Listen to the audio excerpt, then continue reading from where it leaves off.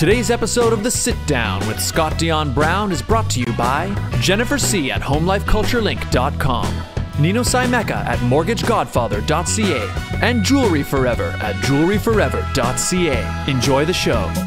Broadcasting live from Glenmore Record Studios in Toronto, this is The Sit Down with Scott Dion Brown, your Sunday morning talk show with interesting guests, live musical performances, and the most fun you can fit in your coffee cup. Hosted by Scott Dion Brown and Regine Alaina, this is The Sit Down with Scott Dion Brown. Oh, what a beautiful morning.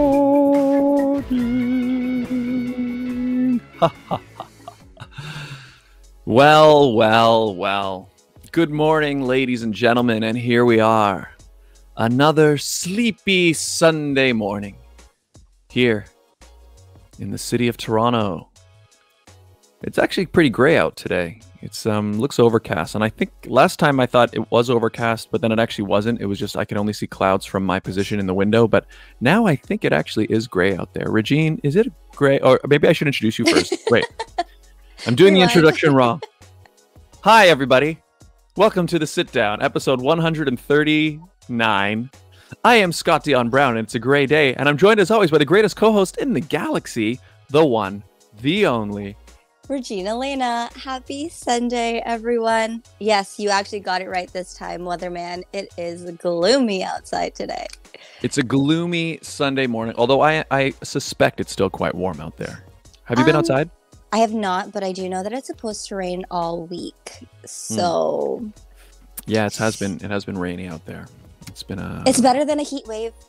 I mean, is it? I kind of like when it's hot outside. Yeah, but when it's a heat wave, like if you've seen the news, which you probably haven't, nope. I know our guest, they're from one of the states that got hit with a lot of heat, and they're already a hot state, but that also causes for forest fires. So no thank you.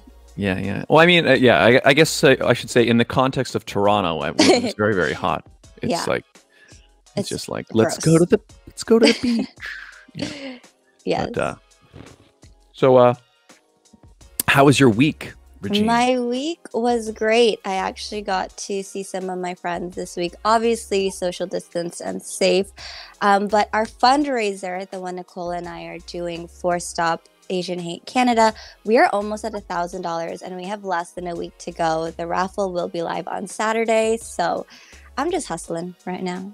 Incredible. For a good cause. Yeah. Right, plug it one more time. Where can people find out about it? Yeah, so you guys can go on to Facebook or Instagram. It's Regina Alaina Instagram or Ms. Galaxy Canada Instagram and Facebook. All the information is there. We are selling raffle tickets starting at $5. All the proceeds do go to Stop Asian Hate Canada, which is a near and dear association to my heart. As many of you know, that has been my platform.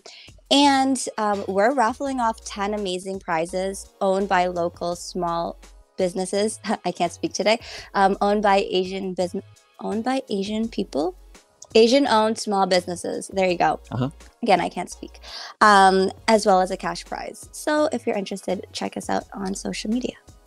There you go, people. And there's only a few days left, you said, right? Yes, the raffle is at 4 p.m. Eastern Standard Time on Facebook on Saturday. All right. Yes. Look it up. Links in description for Regine's Instagram and stuff. You can find more info.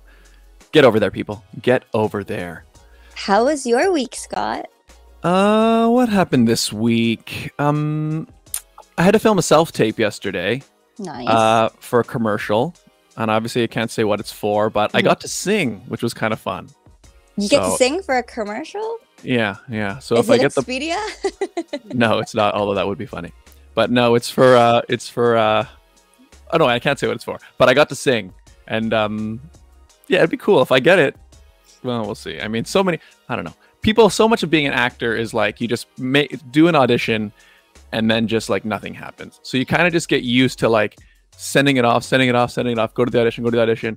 And then, every now and again you'll hear back and be like, hey, you got it. But most of the time it's just like, you almost just do the audition and then you just go about your daily life. But it was fun to record. It was fun. It was fun. Anyway. But now that you've like had this self-tape audition with you singing in it, if you don't get this role, maybe the directors or casting crew would be like, this guy's a good singer. We should have him in this commercial next time. Yeah, I mean, that's true. That is a lot of it, how it works, right? I mean, because the thing is, you know, everybody's working on so many things, and the industry being what it is, it's like every time you audition for one thing, you're actually auditioning for, you know, every future project that that person potentially might be on, right? Because, yeah, that's right. You make an impression. You never know. You never know how it goes. But you know who anyway. does know? Our guest. Our guest. Hey, I like that. Good segue, Regine. All right, let's introduce our guest. Ladies and gentlemen, our guest today is a producer, a writer, a director, an actress. Ooh. Yeah. A quadruple threat, if you will. And well, let's just meet her. Those are the four things that she does, among others, I'm sure. Yes. But ladies and gentlemen, please give a warm welcome to Rachel Hemsley. Hello. Hello. How's it going, guys? Good morning. Welcome to the sit down. Thank you. Thank you. Glad to be here. I hear it is gloomy where you guys are. Well, where are you? I am in sunny Southern California, and let me tell you, it's like morning, very early morning right now for the industry. People usually don't get up before 8, and unless we're on sets. So it's like, oh, what time is it? What day is it? But it's probably already in the 70s, and it's going to be well into the 90s today. Wow. So warm. Are you guys still in a heat wave? We are. You know, it's probably been like 90s, high 80s, like consistently without any like change. And that's how you know, okay, we're in the midst of a wave. There's just no variance. It's, you know. Yep. But if it's at the beach, then it's great. So. Crazy. Yeah, it's it's been quite warm in Toronto actually, which has been nice. And I actually went. There's a beach. It's been warm in Toronto.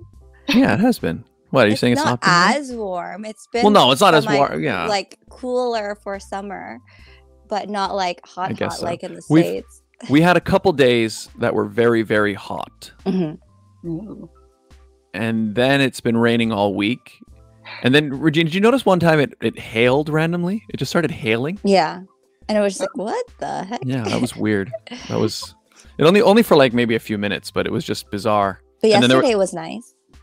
Yeah. Did I go outside? Oh yeah, I went for a walk yesterday. It was warm. I wouldn't call it hot, but it was warm. Hot compared to the rest of the week. Scott doesn't go out. I don't go outside very much. Although, you know, speaking of going out and stuff, as of tomorrow will be 2 weeks since I got my second vaccine. So that means I'm technically like fully vaxxed as of tomorrow. So I'm just gonna go around and I'm just gonna lick every doorknob, Regine. Ew. Please don't. No, I probably won't do that. You'll be hospitalized for something else. Yeah, you're right. Out of the millions of other diseases. Yeah, exactly. Yeah, please don't. No COVID, but yeah, everything else. But that's the thing, because like I haven't even you haven't licked doorknobs in a while. No, I have. It has been a while since I've done that. No, but I was gonna say like. Because that's the other thing through the pandemic and stuff, like because like all the safety measures we've been taking and stuff, they work for like pretty much all, you know, that's why like, so I never got a cold or like anything for like the entire time. Crazy what washing your hands can do. Yeah, exactly. Washing your hands and just regular, you know. Hygiene. I know that's the other thing I was making me think about is like how many things I think we just did in our daily lives that were actually kind of really not hygienic, but we didn't think about it. I know. Well, I mean, I was talking to my cousins the other day and we're like, all those people who complained about washing their hands, do you realize they actually never washed their hands after using the washroom? Yeah. It's gross. Yeah. Yeah. But why else would they be complaining that now they're forced to wash their hands? Yeah, that's the thing for like. You know, I think it's a personality thing too. My dad's kind of like this, where if you tell them to do something, they automatically don't want to do it. It's not because they wouldn't do it. or that they shouldn't do it. It's just, oh, somebody told me, so I kind of don't want to now. I feel like that's a lot of people. Yeah, no, yeah, I get that. I'm a little, you know, this thing, I'm a little like that myself. I don't like, yeah, like, as soon as somebody tells me to do something, I'm like, don't tell me what to do. Yeah, because that I tell you what to do all the time, Scott. And then I'm like, don't tell me what to do. But you know what the thing is, for hand washing, I was already kind of in the habit of like every time I come in from outside, I just by habit, the first thing I always do is go to the washroom and just wash my hands. So that's all. I was already kind of doing that, so that's good. But like, I mean, although I kind of haven't done this anymore, but like there was that period where I was like, every time you come in with like, say, groceries, and then you open up every package. I don't know if you guys were doing that, or you wiping down all the food and wiping down everything. I still do that. I don't do my own groceries. If someone's doing my groceries, I don't trust them. Oh yeah, that's true. So that someone else is handling them. Yeah. I've been I haven't really been wiping down the packages as much, but we kind of like will like the exterior bag, like the bag that we're using or whatever, that goes, and then we'll anyways, you know. Well, Rachel, you're in a whole other world. I feel like the States, especially California, has opened up quite quickly compared to Canada. What has it been like for you now versus then with everything? Well, it's been definitely a lot nicer seeing people. I think the biggest thing, especially for creatives, is like the isolation, right? Even just going outside, like going to the grocery store, whatever it was, and then there being such a small amount of people. It always felt eerie. So now that people are like more out and about, it's starting to feel more, you know, normal, if you will. I think like the social climate is like feeling a lot, you know, better. And I think that's really the biggest thing. And I think just the overall feeling of people being more relaxed is huge. You know, like throughout the entire pandemic, everyone's so like tension filled and very like, and there's fear, there's, you know, frustration, there's every intense emotion. And now I feel like people are finally like able to breathe and have fun again and socialize and kind of, just be more relaxed in general. And you can feel it. You can really feel it in the atmosphere. For sure. Yeah, actually, that tension thing you're talking about, I mean, that was I felt palpable for a long time. Yeah, that's true. Right during the pandemic, that's right. When I swung by Regine's place I was picking something up, right, or dropping something off. I can't remember. And even then, I was like, you can feel it, like there's just like kind of okay, stay away. Like, all right, everybody, just stay away. And like when I'm in a store, in fact, what's weird about that is like, I remember like the first time I went into a store, but it was during lockdown, so you can only go for like groceries. So I had to wear a mask, but I was still like I could feel myself being nervous. Like I just didn't want to go near anyone. And like, yeah, exactly. Your shoulders are kind of tense and you're kind of just walking. And then I noticed as the pandemic went on, I mean, I still stay away from people, but I feel like I'm just, okay, put on my mask, go in the store, walking around. So I don't know if I just sort of got used to it, but now things are starting to open up. So what are the rules where you are? So here they're starting to reopen outdoor dining. So you can sit on a patio here. And the tables are like spread apart, and you can go in stores, but you just got to wear a mask. And so it's that's limited. Yeah, and limited, and everything is limited capacity. Indoor dining hasn't opened up yet, but I think things are coming back because the numbers have been way down lately now that the vaccine numbers are really high. That's how it is here. So what is it like where you are right now? It's pretty open. I'd say, and it depends also where in California you are. Some places are less open, more open than others. For the most part, though, you know, masks are optional if you're vaccinated. And I think everything is open as far as restaurants, stores, things like that. I don't know if they're completely full capacity. They still have social distance tables in most places. So right now it's kind of like this interesting honor system. So I think that's also what's like kind of bringing a lot of like the freedom back, where it's like, because there's no way to check whether somebody's vaccinated or not. Yeah. And so I think it's like, I'd say it's probably 80% open feel. So pretty open. I found it really interesting because I know you're in California. So I was following this influencer online, and she had gone to one of the LA games, the basketball games, and they had to show that they've been vaccinated to get in. Is it like that everywhere? No, it's not. I think it depends on, so I guess some private organizations, I think, you know, have the right to ask, kind of like the no shoes, no shirt, no service thing, you know?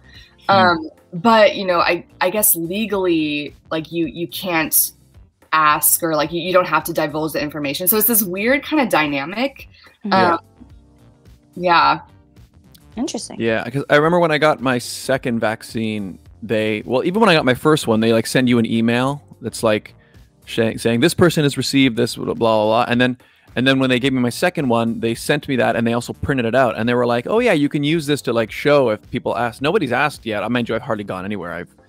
The only place that I did sit outdoors on a patio once so far, and they were still doing, I think they were asking for our phone numbers and stuff for like contact tracing. So like if there was a thing, they could contact everybody who was there. But they didn't ask for anything in terms of vaccine or anything like that. But it's, I don't know. I'm just getting, I'm pretty over all this now. So it'd be nice to just have things come back. How was, through the pandemic for you, how was, like, I know you work in the film industry and stuff. How was that? How did that, how did it go? Well, I think I pretty much had the same experience as almost every other creative that I know, almost everyone else in the film industry, where I procrastinated and did absolutely nothing. And then I was super duper productive. It just depended on the day, depended on the month. I think we kind of have those two modes as creatives. So, you know, there's a lot of downtime, a lot of good family time. I think that's the biggest blessing of COVID, was getting to spend so much time with my family. And, you know, when you pack everyone together in a house, a lot of great things happen and a lot of bad things happen. And, but you know, it's those hard things. It's the butting heads. It's kind of like the tension moments in families where you learn how to love each other through it. You really grow through it. You work through some issues that maybe you've had for a really long time that just now you have to deal with them. So as painful as it is sometimes, is actually, it's really good. And then you know, after a couple months of downtime, so I was filming right up until the shutdown. I was actually in a studio. I was filming a series for Warner Brothers. And we had already shot for 3 days, and we had 2 days left of shooting. So we'd done half the series. And that night we were like setting up lighting in the studio. We were in a big sound stage, and we were waiting for the call. It was like, okay, is this going to happen? Are they going to call? Are they going to shut us down? And the whole day we didn't hear anything. So we just kept going. And then the very last minute, like 5 p.m., we get the call, and they're like, shut it down. And I'm like, it was man. so heartbreaking. But we'd already shot another series right before that. So I was actually working on the post side of things for probably the next 2 months after the shutdown. So I was still working. I was really lucky. And then I got about maybe a 3 month break, 3 or 4 month break where obviously nothing was really happening. And so that's when I was spending time with my family. And then kind of towards the end of that time, that's when I started getting really productive. And so I had a ton of my own projects I was working on. I was turning my my kids' chapter book into a audiobook. Oh, nice. Cool. And so like starting that process was fun and different because I'd never produced an audiobook before. And so that learning curve was really fun.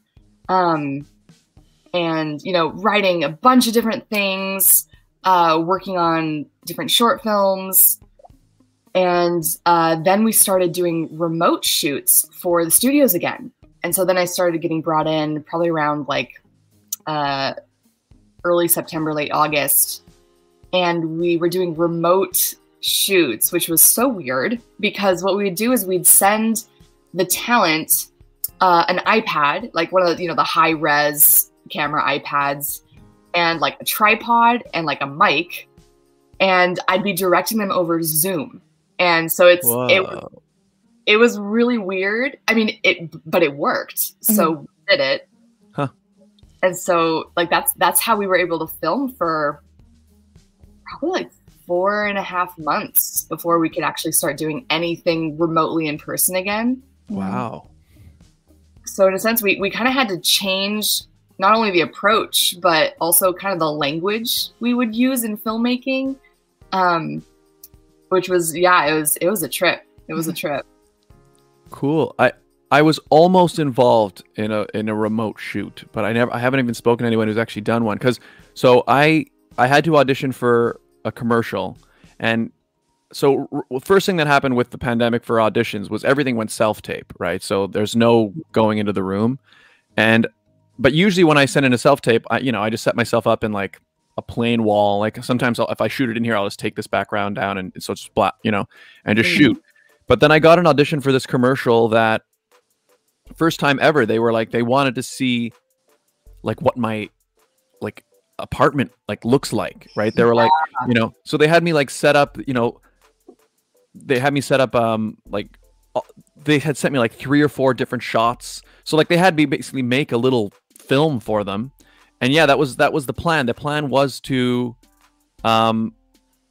they were gonna, I guess I'm not sure what ended up happening was I did get the part, but I guess something happened in the rules or the regulations that they were able to film in a set. So what they ended up doing was I was able to go, and like everyone was wearing masks and everything. But I think their original plan was to do exactly what you're describing. But I've never spoken to anybody who actually ended up having to go through with it. So what was it like? What was it? Yeah, that sounds really weird. It was really weird. I think it was mostly weird because normally I have a DP, director of photography, who's operating the cameras. I have camera operators besides. I have a whole team of people, but in this case the talent is doing all the tech stuff and all the camera stuff, and so it was very strange as a director to not only have to give them performance notes or kind of like coach them through what they're talking about. Most of this content was for YouTube, and it was like branded content, working with some of the bigger studios like Disney, Warner Brothers, Mattel. Nice. And so with that, you have to do all these things as an actor, but then me telling them to also, okay, can you now move the camera to your left? Okay, can you make sure that you're pressing the button right? Okay, can you make sure that the sound is doing this? It felt like for me, I was asking too much of them. And so I was trying as much as possible as the director to keep the focus on the performance, keep the focus on the fun, on what they're doing, and then just try and keep the technology super minimal. But you just feel completely out of control, which is new for film, where you control every single little detail. Yeah. That was so the biggest thing. So did you send them? You said you sent them like a good. I guess it depends on the type of quality you need, but like, did you send them lights and everything too, or was it kind of like they used what they had in their environment? Or yeah, at this stage, we figured that lights would be too much of a hassle for the talent. Like even just kind of photo shoot lights, they can just be annoying. And most of the time, that type of lighting setup, you have to know the angles to really make it look good. You have to have key and side lighting. So talent doesn't know how to do that, and it would take too much time. So anyways, we, for the most part, we would do the same thing they asked you to do, Scott, actually, is we would have them take pictures of all the rooms in their house. We would have them like take us through kind of like a video tour where we could see, okay, this room has really the best lighting. It's all coming through the window. We're going to use this for most of it. Or like in this room, we're going to send you some decorations or some production design to fill the space, to put like sometimes like we did a bunch of videos for Disney for Halloween. Ooh. And so we sent the cast these boxes of Halloween decorations and costumes. And then literally we had to give them a play-by-play on how to set it up and how to like decorate their house. Yeah. Kind of weird. That's cool. But they did it, and it looked really great. So we would just kind of make adjustments on Zoom right before we went. But yeah, like the iPads, I think it was just like the latest gen iPads, like super easy tripod, and then like the mic that just plugs right into the iPad. And we were using a program that they hit record, but it uploads instantly. It's like a live upload to our cloud, basically, so we can have the footage instantly. Cool. Which worked really well. I don't remember the name of the program, but I mean, so it was a fairly smooth setup. I mean, if we were not as technologically advanced as we are, like, we would not have been able to do any of this, which is crazy. Yeah, that's true. Yeah, I mean, that's the thing. It's like, yeah, we were kind of, yeah, like what you just said. The technology made it that you could do a lot of things. Like, even just a few years ago, there would be no way to do it. So pretty cool.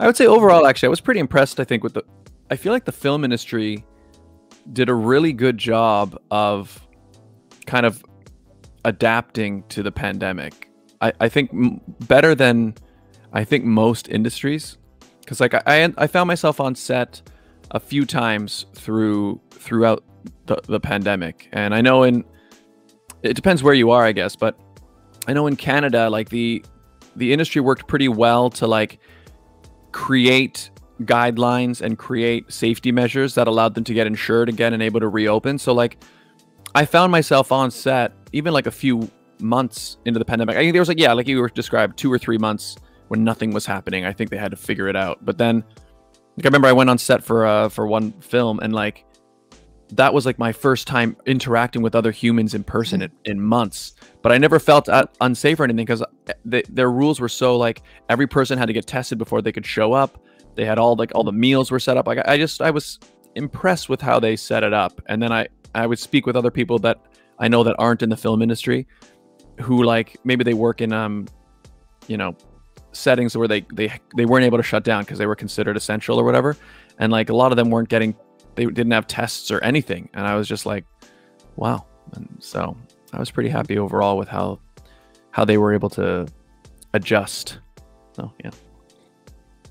Yeah, it's been pretty much the same for us with testing, testing regularly and masking. And we're still waiting for, guidelines are changing. Sometime this month, there's supposed to be a new guidelines, I think, with the vaccine. So we're waiting to hear, okay, what all's changing, but we'll see. We shall see. That's right. But it's coming. It's coming back. It's nice. I will say now, I've gotten quite used to self-tape auditions. I kind of prefer them almost. I didn't really like them at first, but what I've realized now is it's kind of an opportunity to, one, you obviously can do as many takes as you want, so you can make sure you send them perfect, but also because you're actually seeing yourself on camera, which is ultimately what you're going to be on. It's almost a way that you almost get to see, you almost get to like find your angles and stuff and like create a performance that you almost don't get to do when you go into the room and just do it for some people. So I don't know, I like it, but I'm curious how people who are, because like, yeah, I've directed my own stuff, but like in terms of most of the pandemic time, it's all been working as an actor. I'm curious how people who are running the auditions feel, if they like these self-tape as well, or if they would like to get back to in-person. I'm not sure. Yeah, I think it kind of depends on, if you will, what stage of the industry you're in, corresponding to age and experience. I think, for us young folk, I think we adapted pretty quickly. Everyone that I know who are actors are pretty much had that same experience that you did, Scott, where it's like at first they're like, yuck, no. But then after about a month, they were like, oh yes, this will work. This feels great, for all the reasons you described. And for, the producers and directors, we're getting these casting things. I think everyone that I've talked to that's kind of in our age bracket, we really like it. I think, because we don't have to let you see our faces when you're doing terribly or when you're doing amazingly. We just flat out be like, yep, nope, yep, nope. So that part, like the kind of keeping the behind the curtain feel is very nice. You feel like you don't hurt feelings as much, or I guess if that makes sense. But also, I've talked to a few people who've been in the industry for a very long time. They're in the 50s and 60s, and a couple of them are casting directors, and they are just they are still very adamant, like, no, we need to get back in the room. Like, this is not a good audition environment. And I think they definitely have something there where, you know, when you're auditioning someone, you know, you see things like when you talk to them, even just like when someone walks into a room, the first thing I like to do as a director is just start a conversation. Like, I'll notice something about them and then just start talking about it. You know, try and find that point of contact, try to find something that I can see what their personality is actually like. Because I've had people, like just recently for a project that it's a short film that I'll be directing in a couple of weeks. I had this one audition tape come in, and it is a period piece. So it's set in late 1800s England, so Victorian era. And so they had to do an English accent. And this one guy was, you know, spot on. He was amazing. He had a brilliant accent. And he was like, okay for the role. I think he was like, you know, he was all right. And then in the callbacks, he was like one of my top choices. And then we get on the Zoom with him, and there's just not a lot of emotion there. Oh, no. It was like, he didn't talk very much, but then when he did, it was like, he was kind of like very short about things. And then, you know, so he did a take and he did okay. And I gave him notes, and then he did it exactly the same, like zero. And I'm like, oh, so that's when you know, like, oh, okay, I need someone that is malleable. I need someone who can take notes, and someone like that's just a good personality to have on set, you know, especially in this time when you want everyone to feel comfortable and excited for a project. And so that's something that you don't get in self-tapes that I do miss, and I'm excited to start seeing that again, for sure. Yeah. Actually, yeah, that's a really good point. That's true, because because you're not, yes, you want the perfect performance, but you're right. You're also casting somebody that you are going to be working with this person for, you know, at least, you know, several hours, right? And in sometimes challenging conditions, or you need to get things done. And that's true. Getting a sense of, can I work with this person? Is this person actually, you know, do they have, that's right. For in a self-tape, you don't get any of that. You just get their perfect take. And you can't give any direction. Yeah, that's a good point. You know what I was thinking about? I wonder if it might be something where the industry kind of goes, okay, we can use self-tapes for like that first audition. That way you can kind of prune out the people who are like, okay, well, this person's just not, there's nothing there. And then you can go back to the in-person for like the callbacks. That is what I would personally prefer, because it is so true. I usually, for most cases, I usually know within the first like 15 seconds whether somebody is the right fit or not, or whether I want to see more or not. I have been surprised many a time, but for the most part, that's just kind of how it is generally. And so it's nice just to be able to click through those videos. But yeah, I think that would be the ideal scenario for sure. Rachel, I'm curious. Earlier you mentioned if you see something that you don't like, you now don't have to make a face when you're watching their videos. Do you have a good poker face? Well, I'm lucky because I am an actor as well, and you know, I've been trained to have a poker face. But it's always like the response, right? So if somebody does not give a good performance and they're just not the right fit at all, it's more like, what do you say to that person? You know, it's not, I don't want to be like, oh, that was amazing, good job, because you don't want to, you know, lie or get your hopes up, but you also can't be like, oh, well, dadgum, that was just horrible, so let's move on. You know, you gotta kind of be political about it. So it's more like the responses that are, the tricky part. Yeah, and the self-tape kind of removes all of that pressure. Like, there's no need to like, you could kind of just, that's it. You know, one thing I don't like is, so I like the self-tape, and like I actually don't even mind the in-person. I like the in-person. I liked it before. What I haven't adjusted to yet, and I think it's just because it's more technically involved, is the live Zoom audition, where it's like, because I found those, it's like so you're in the room with the person. So the person is watching me, but I don't see them. And it's been weird. Like, so say, especially if I have to give lines and there's a reader, because first of all, Zoom and stuff, sometimes there's that little delay, Oh, yes. And then I'm like, where should I look? Where do I look? What am I, So I have found I've gotten a little better at it because I've had to do a few of them, but yeah, I'm really not a fan. I feel like that it's really hard to do a scene off of somebody who's you don't see, or sometimes you see them, but you see them with like 2 or 3 other people who are watching the audition, and also your camera's here, but you see them down here, and you don't know where. Anyway, the whole thing is a little bit. I don't miss that at all. So.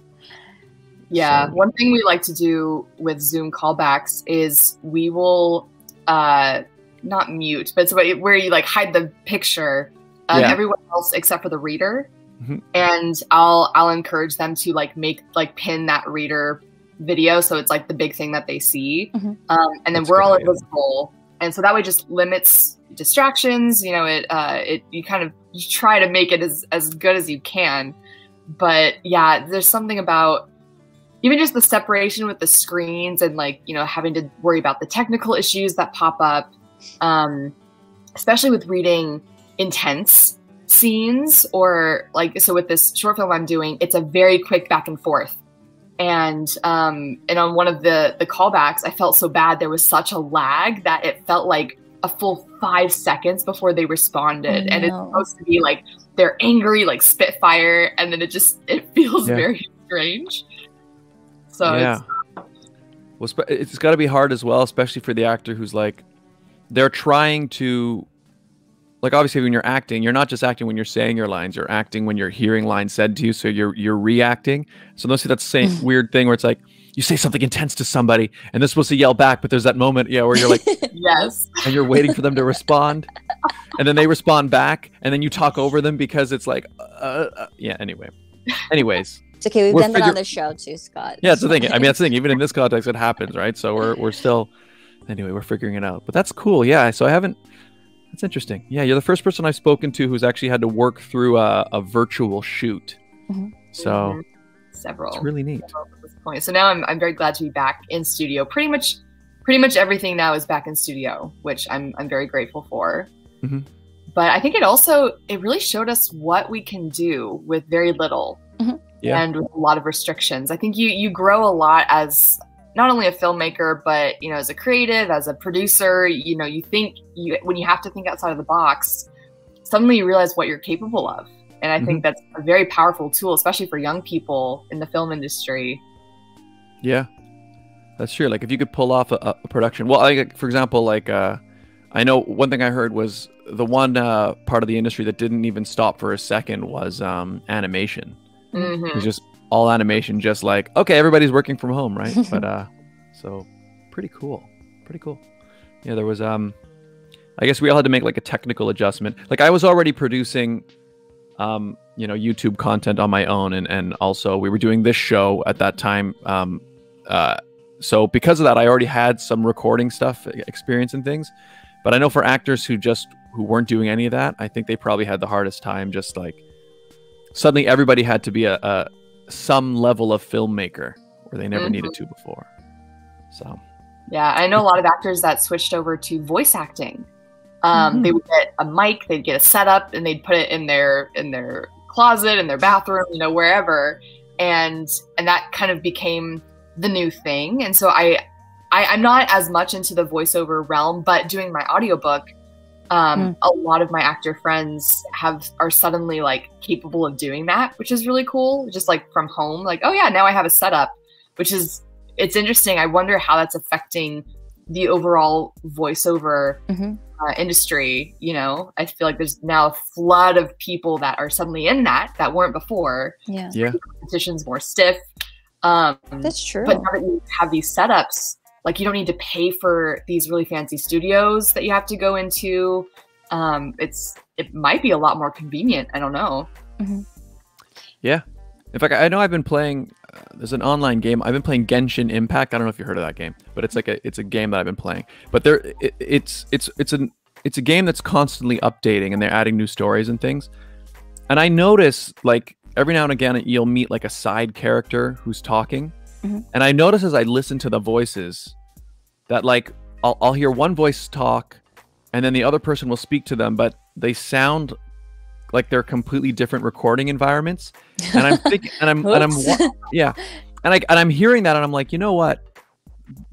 Guaranteed, these are all like voice actors recording in their homes in different places. And so that's why I'm hearing this guy and his mic sounds like this and this person's mic sounds like this. And, you know, they probably EQ'd it the best they can, but, you know, because, but it's just interesting. I'm like, I guess I'm only noticing because I do this stuff, but it's interesting. I'm like, that's probably what's happening. So it's cool. Cool. Let's do the ad break, Regine. And then we will come back. And I want to ask more about the specific projects you've been working on, because I saw you. Well, I want to hear about your book more. And I also want to hear about something. I know you mentioned something on Instagram as well. Yes. So we will ask more. We'll be back more with Rachel after this. But first, let's do our ad break. Ladies and gentlemen, today's episode of the Sit Down with Scott Dion Brown is brought to you by the following fantastic advertisers. Hey, Regine. Thought you forgot my name. Yes, Scott. Do you want to find out what your home is really worth? Perhaps. Are you buying, selling, renting, investing? Any of those things in a home? Maybe. Well, then it's your lucky day, Regine, because Jennifer C., realtor at Home Life Culture Link, is here to help. Call or text Jennifer today at 647-403-8887. Don't deal with just anyone. Speak to a professional. Jennifer C. at Home Life Culture Link. To see her current listings, visit homelifeculturelink.com. The Mortgage Godfather is here to give you advice with any mortgage needs you may have, and he will shop to find you the best mortgage. Nino Simeka, mortgage agent. He'll give you an offer you can't refuse. Find out more at mortgagegodfather.ca or call 905-604-6955. Jewelry forever. Conveniently located at CF Markville Shopping Center on 5000 Highway 7 East Markham. They do custom-made jewelry, repairs, and change watch batteries, all done on site. And they are open again, right, Regine? Yes, they are. They are open, and we've got an amazing deal worked out with them, don't we? Yes. If you go in socially distanced and masked up, make sure you let them know that Scott and Regine sent you, and you'll get 15% off your entire purchase.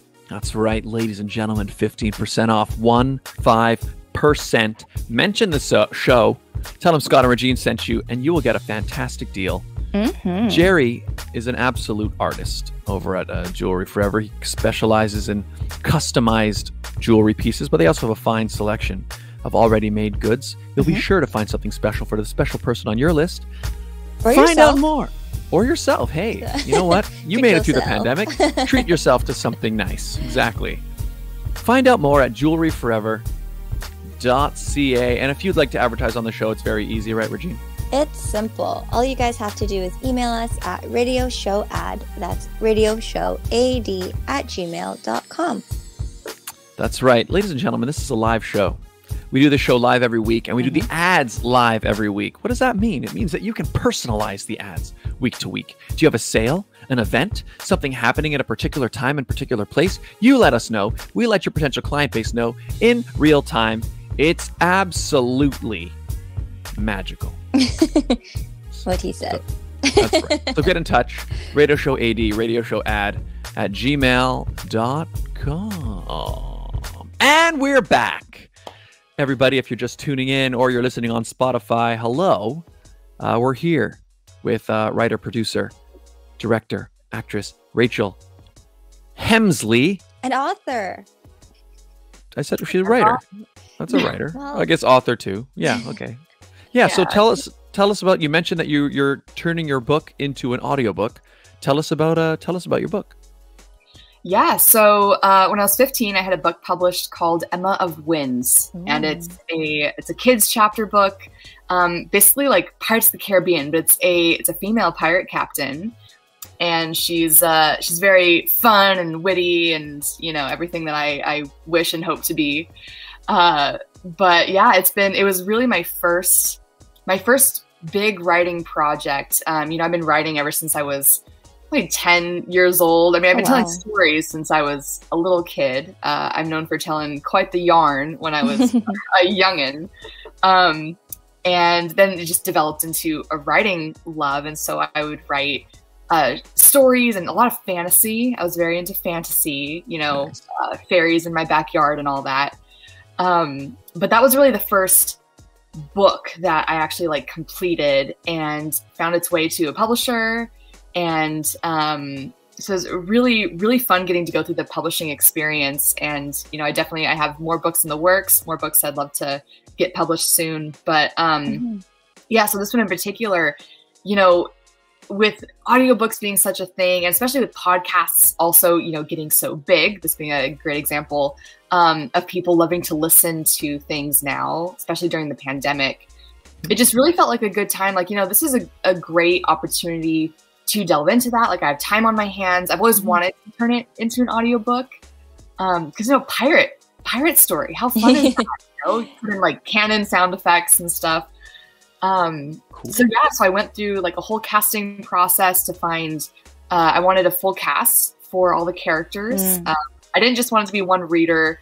I think that works for a lot of things, but this is a kid's chapter book. And so, you want to make it fun. You want to make it come to life. That's cool. That's cool. Yeah, that sounds like, so that means that you're going, so it's more than just an audiobook. It's like a full whole production. Yeah, it's more like the old like radio show. Radio, like, radio play. Yeah. Cool. Yes. That's awesome. And so is it, you're still working on it? It's still coming together?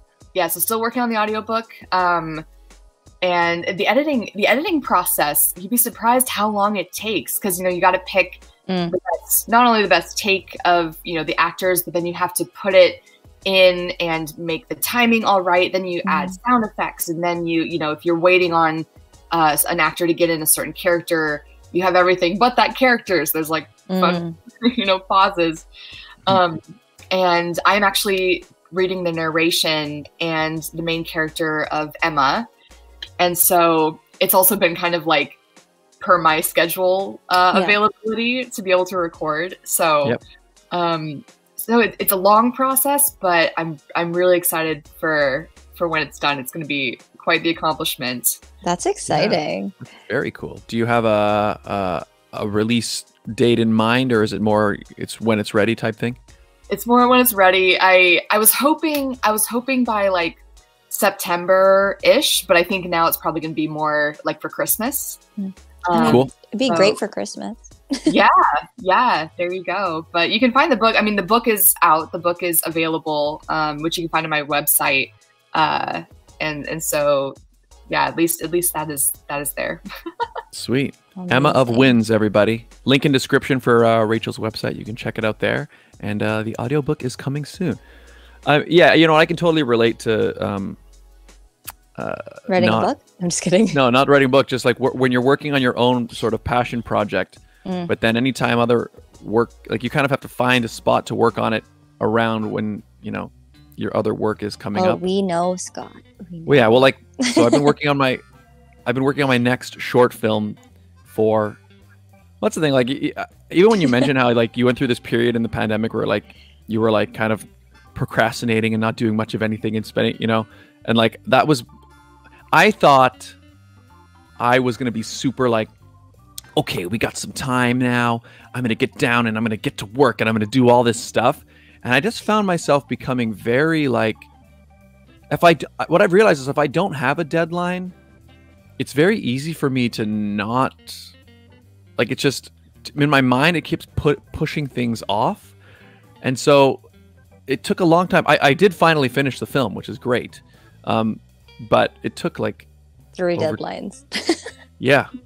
Like I'd be like, okay, by the end of like, what was the first deadline? Like, I was like, yeah, February. And then I was like, no, it's not ready. Anyway, I ended up finishing it in time by just the end of early June is when I finished it. But again, it's like even way before, because I shot it before the pandemic, and then but it was like anytime any type of work would pop up, whether it was, it doesn't even matter what it was, whatever it was, anytime I got offered something that was like, okay, we're going to pay you to do this, suddenly that other project that I want to be working on had to be the one that gets pushed aside. So you're kind of finding spots for it. But so I guess when you were producing the audiobook, was it very like how kind of I was describing earlier with like, so are the actors kind of all producing it, like they're doing their voice work wherever they are and they're sending it to you, or were you going to a studio, or how are you working on it? Yeah, so far it's all been remote. So basically I'd have Zoom meetings with the actors to talk about the character. Sometimes we kind of workshop the voice a little bit, kind of talk about like approach and performance. And then, yeah, they all had their own in-home studio setups. And they would usually, I'd say probably like 80% of them, we were on a live Zoom while they were recording so that I could direct them, I could give them feedback. And that's my I really prefer being in the room with them. That's fair. For sure, yeah. But there were a couple that like schedule wise, it just didn't work out. So it was better for them just to record on their own. So what they would do is they would just record basically 3 takes of each line and just do it a few different ways. And yeah, if I needed anything re-recorded, then I would just send them back notes, or we'd have another meeting, and then they would re-record whatever they need to. And then they would put all of the files into like a Dropbox, and then I would take those and just edit straight from there. Wow. That's really cool. Yeah. Yeah, that must be such a cool experience. And like I said, it's much more than an audiobook. I mean, not that there's anything wrong with like audiobooks. Like I've listened to plenty, but usually it's just like the author or whoever they have to read it, just reading it. But you're creating an immersive experience. I like that. Everything that I create, I think, well, if I was watching this, what would I want? You know? And I mean, as much as there are some narrators for audiobooks that are so far beyond normal human capabilities, with their voices that they can make and the tones, and they're just so magical to listen to.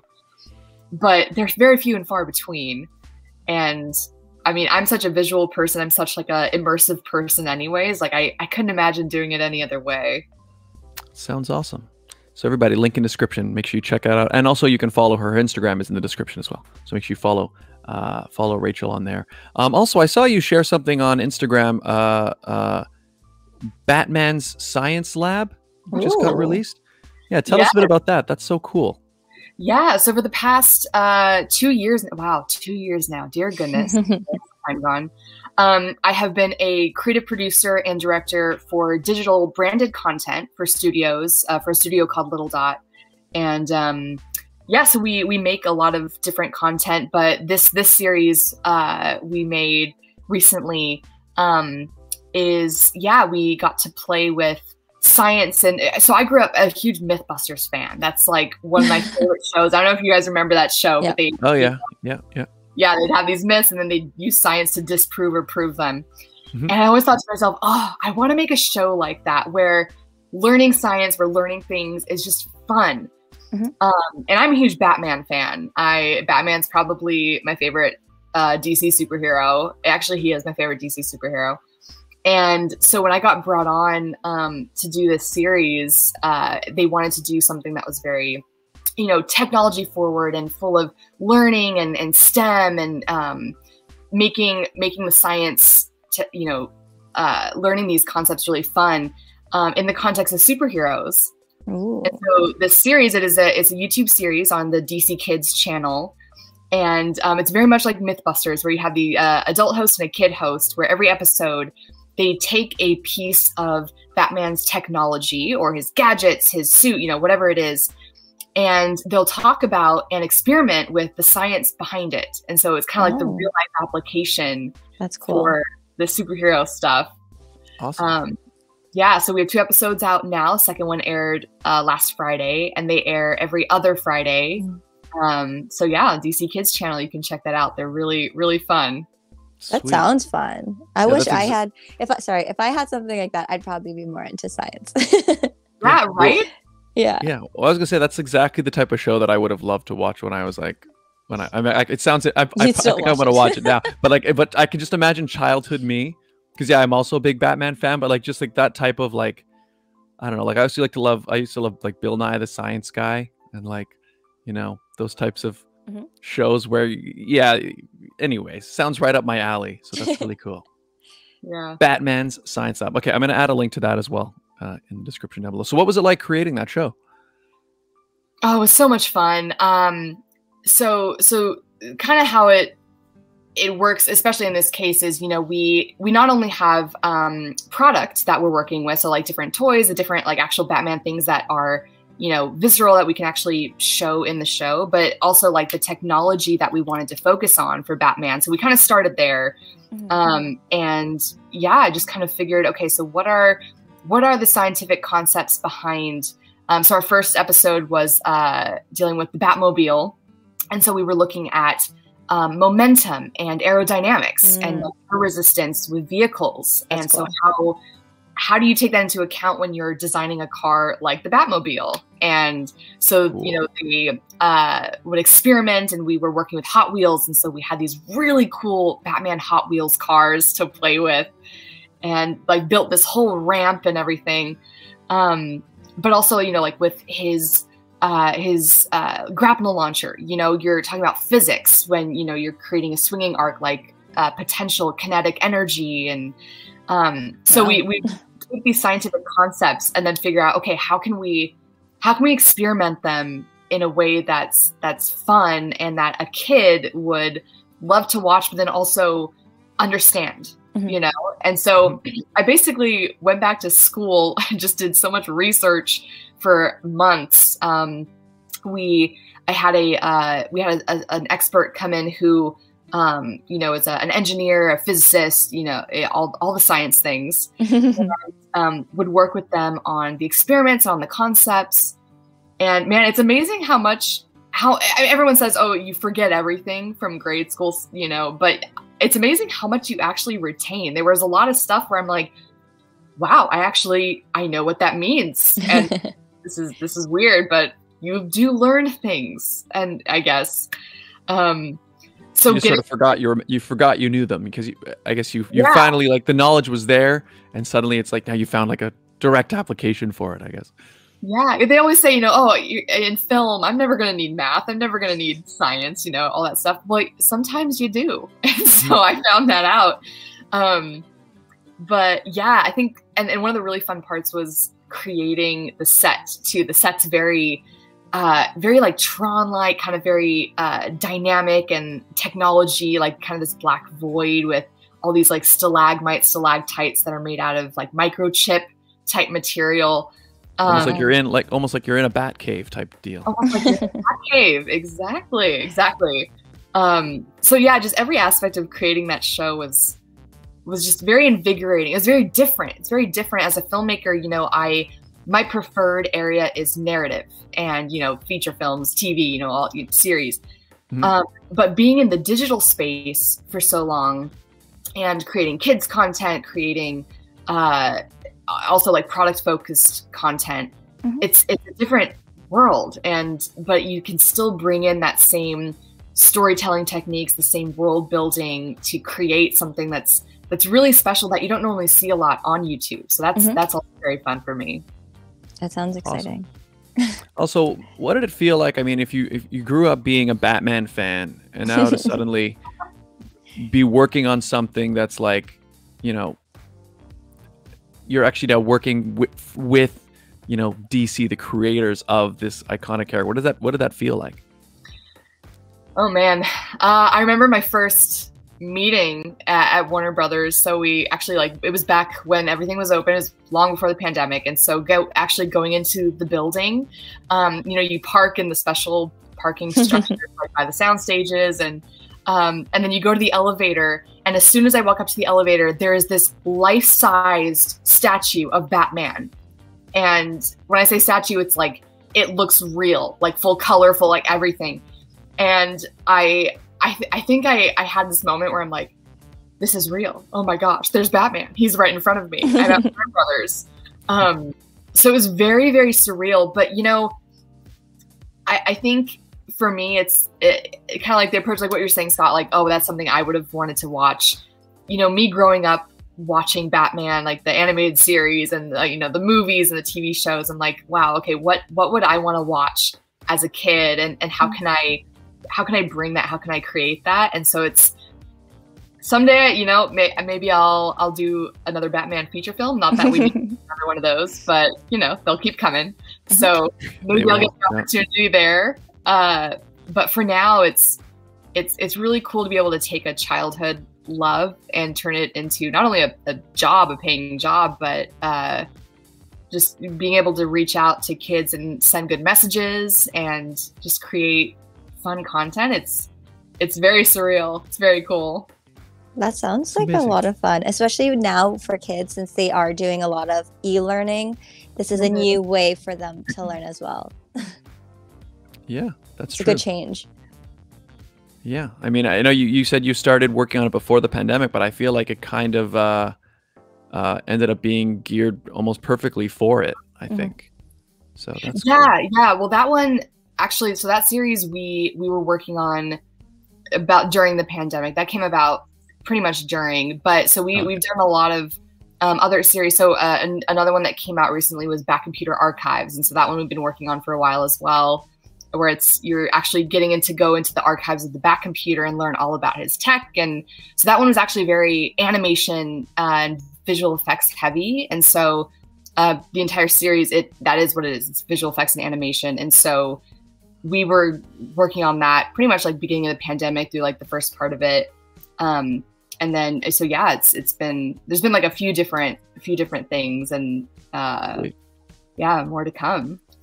More to come. Who's your favorite person that played Batman? Who's your favorite Batman? That's hard. Live action or animated? Because I don't know. I don't know. Yeah. Any of the live actions have really hit it for me. I mean, if that's the case, it sounds like it's the animated.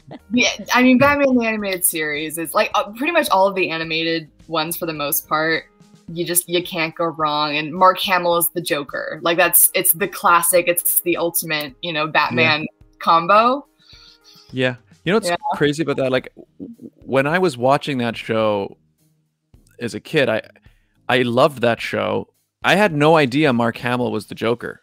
That's something I found out as an adult. And I was like, weird. Like, because it's something like I only knew him as Luke Skywalker, right? Like he was Luke Skywalker, and I was a huge Star Wars fan. And I never really, in fact, I know he's been in other things, but I've never really seen him in anything else. It was only as an adult I found out, oh, I see. He's been in the voice acting world for years, and he was actually part of one of the like iconic shows that so. But yeah, the Batman animated series is, in fact, I almost feel like now looking back, I feel like as kids we were almost spoiled with how good that show is, because there aren't a lot of animated series now that are even close to that same quality.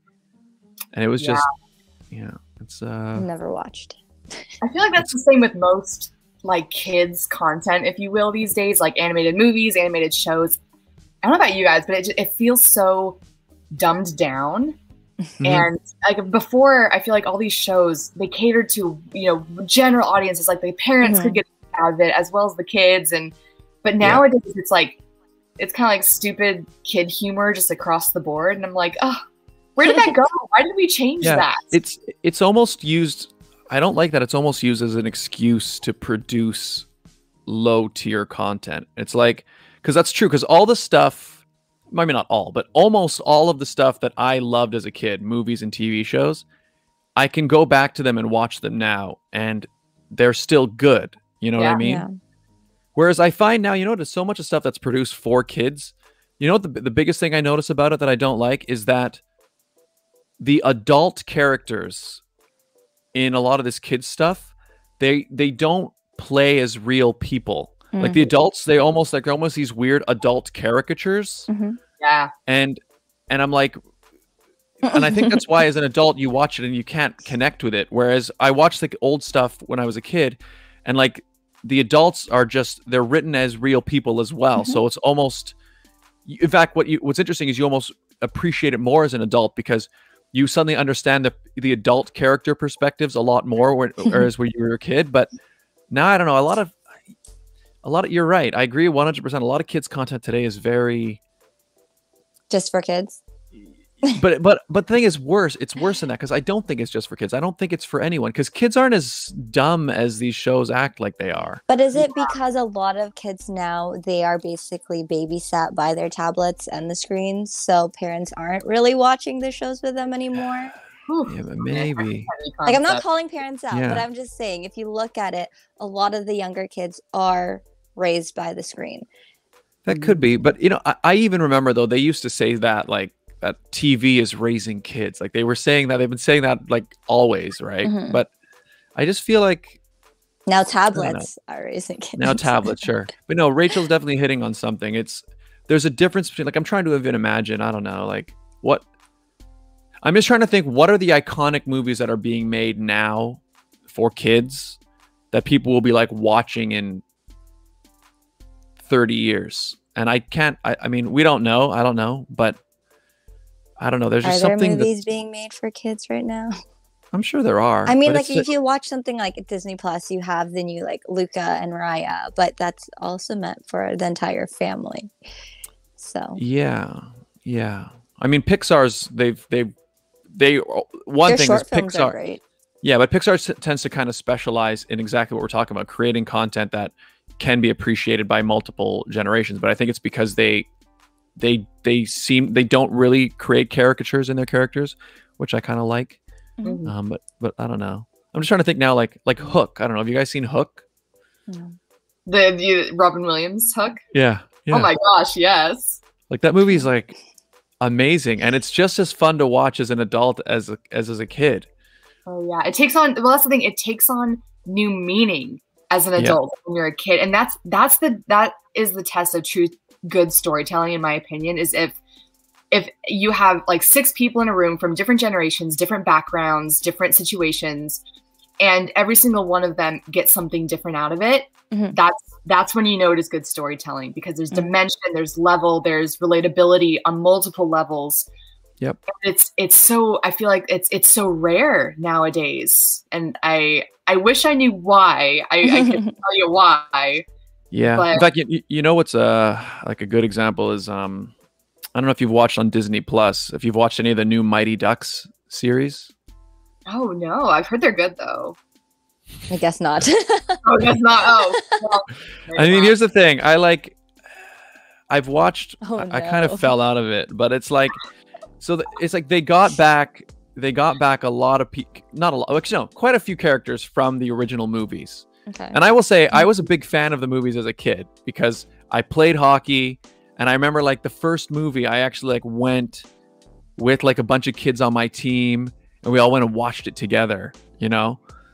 And then the sequels are okay, but they were, you know, they're kind of classics, whatever. But there's something about this movie where like they got Gordon Bombay back, you know, Emilio Estevez is back, but he's not written the same way. Like again, the adults don't feel like real people to me, and it's bizarre because Gordon Bombay was a real person.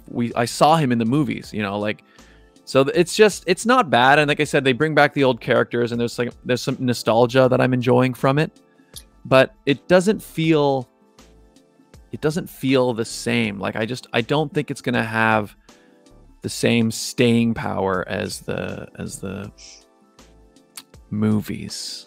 Yeah, I think that's what maybe people are relying, or I should say, you know, studios or like the, you know, all the remakes right now. I think maybe that's what they're relying on, is the nostalgia factor. Yeah.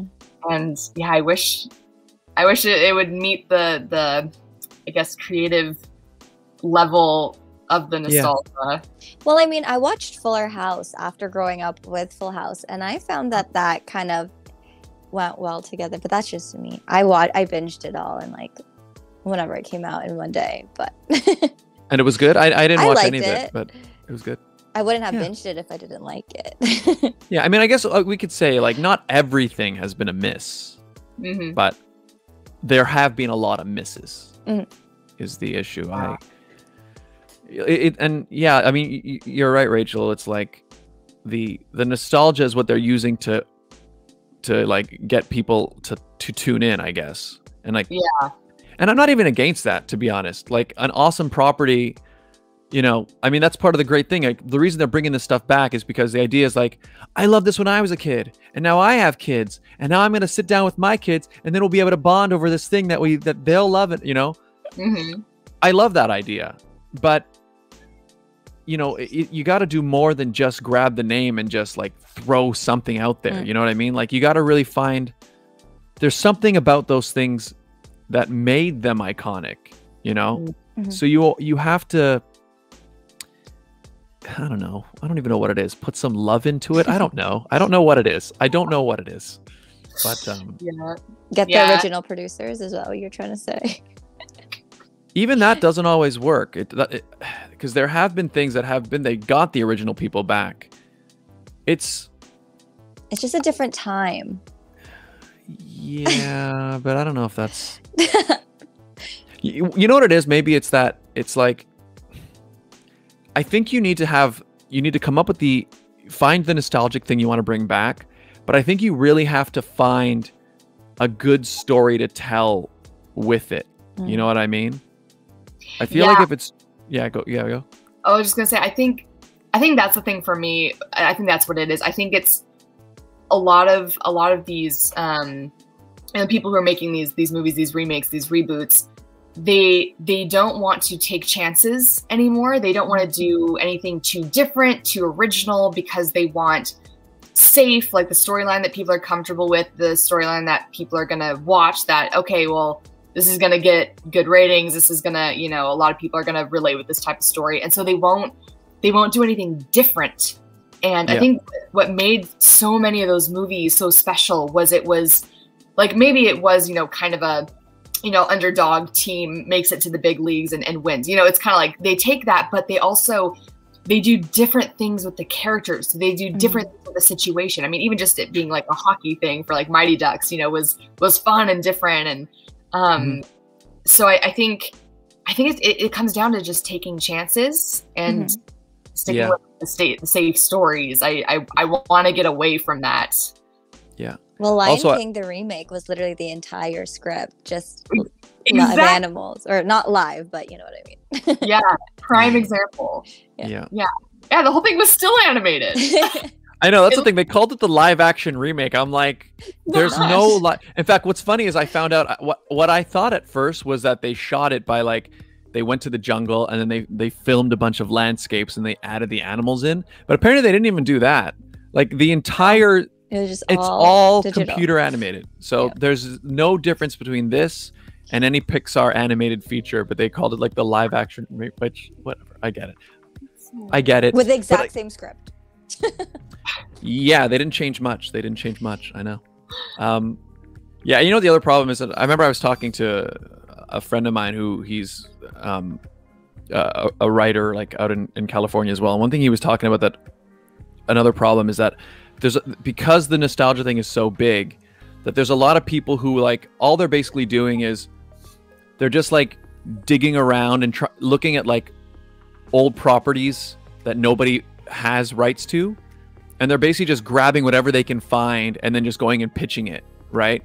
And so when you have that atmosphere, you're almost like you want the person who's going to remake something to be the person who, like, I don't know, I grew up watching this, I love this, and I really want to continue this story, and I have this amazing idea for what I can do with these characters.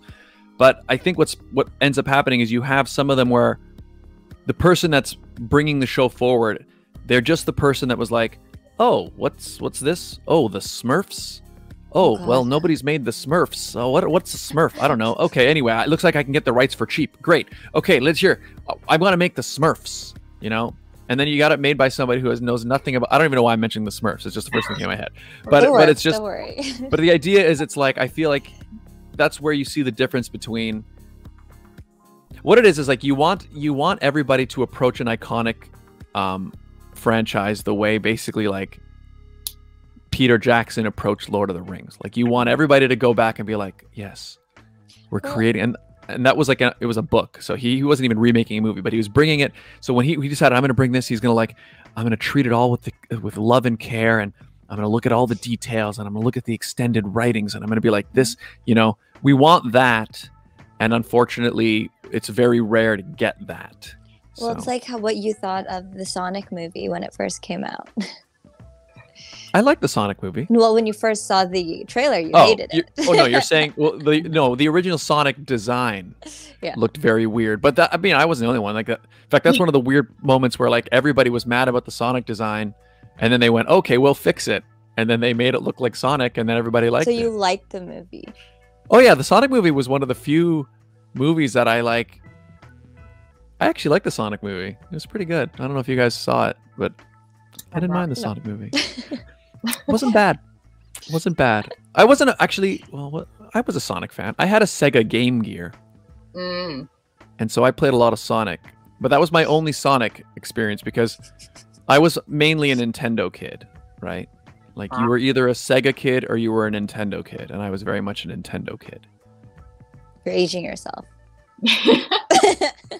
Aging all of us. You know. What Sega? I'm just kidding. Well, Sega's still around, but they don't really make systems anymore. No. Anyways, Sonic was Sega, Mario was Nintendo. There you go.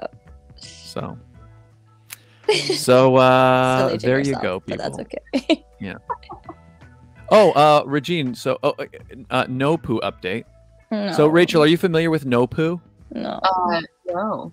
No. Okay, it's not what it sounds like, but I still like to say the name first for this because it sounds funny. But it's basically there's an entire community of people on the internet who, including Scott now. Well, I guess, who like don't use shampoo. They've just stopped using shampoo. Oh my goodness. Yeah.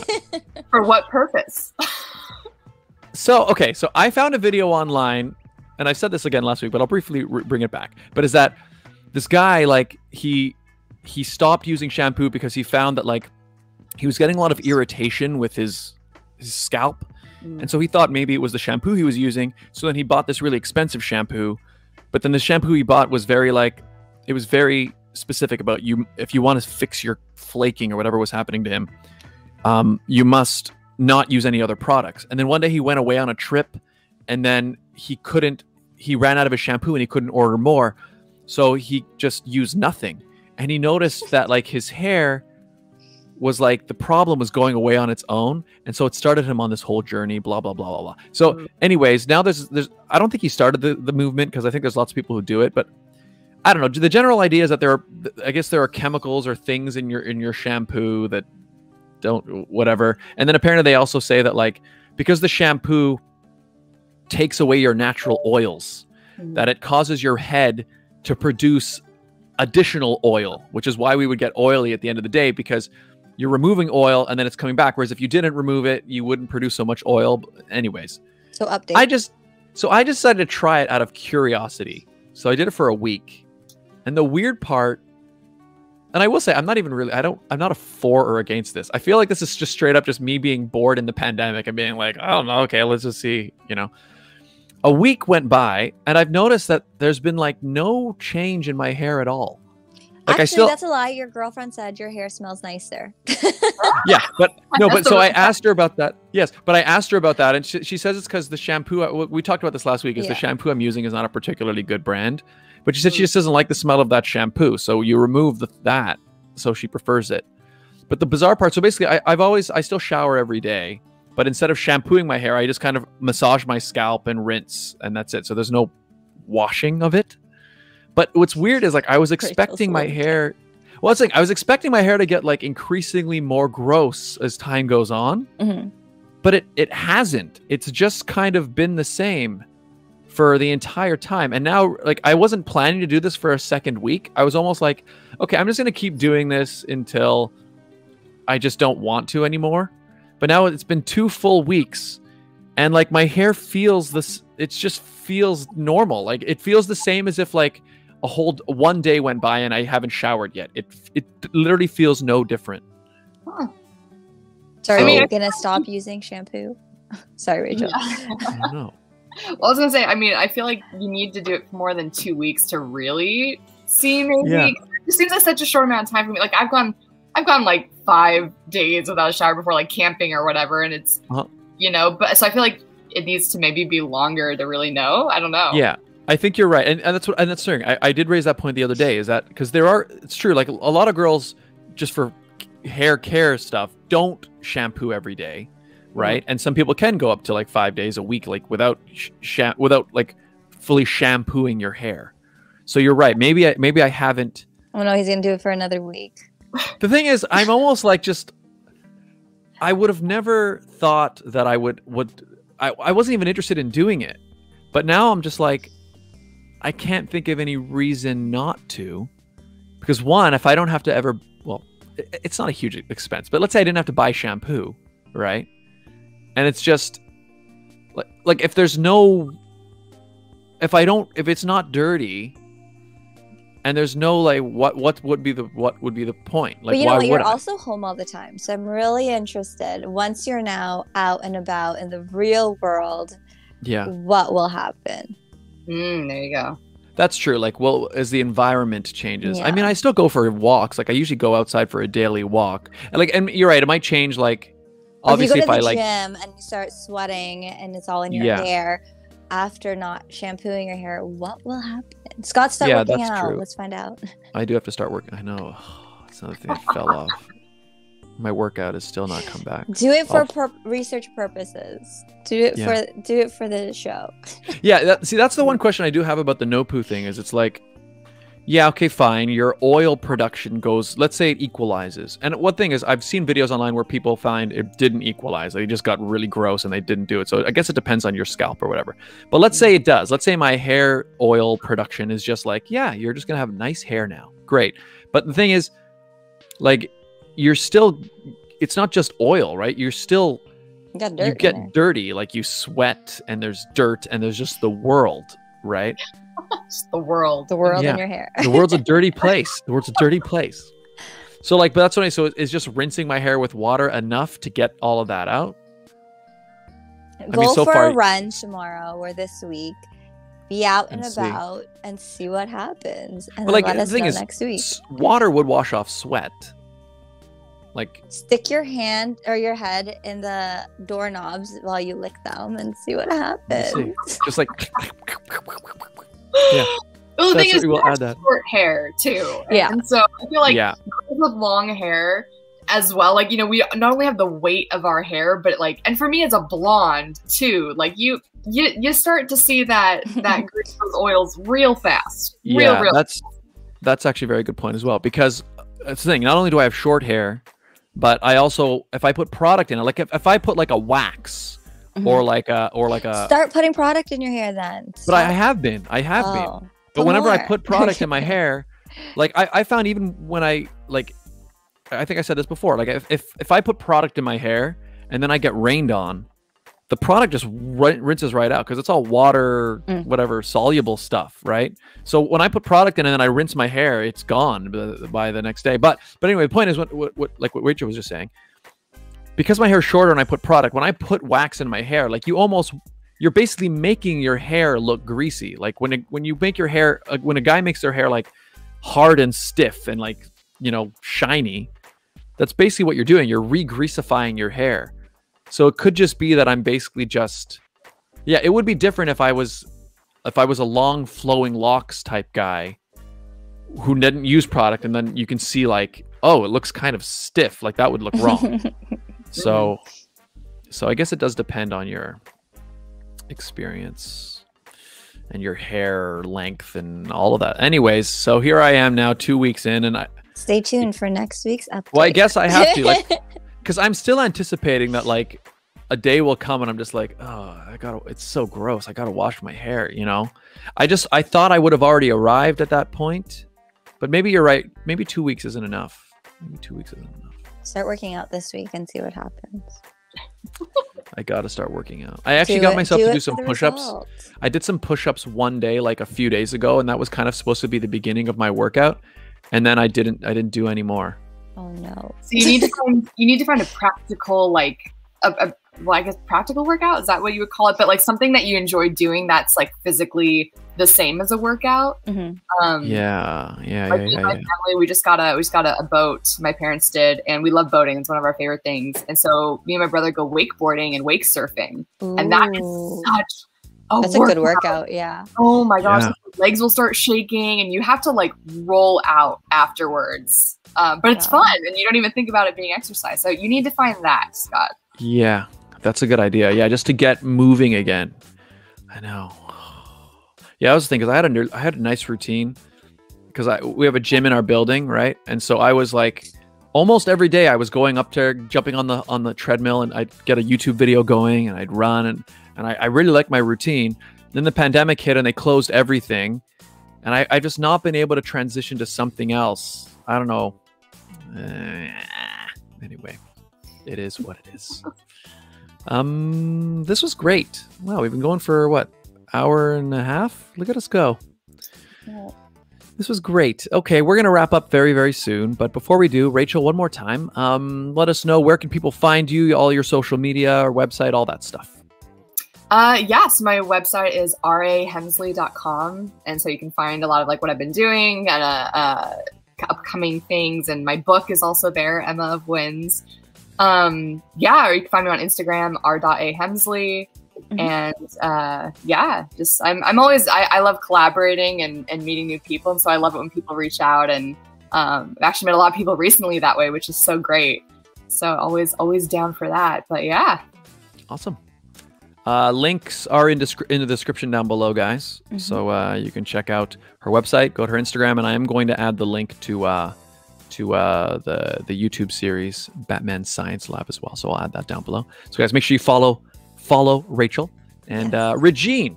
Where can people find you? You guys can find me on my YouTube channel every Monday and Wednesday for the pageant sit down.